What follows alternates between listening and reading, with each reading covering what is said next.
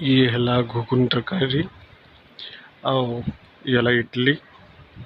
तो बहुत दिन पर आज करुणाकर मामू आ माउसी आसी करुणाकर खुशी कहले न सरे। ये मामा मम्मी तो आज गोटे बहुत हसखुशी माहौल बनी जाइए, समस्ते खुशी अच्छा। मामू तंकर बहुत खुशी टिके बाहागर ठीक है, तो बहुत खुशी आज सी।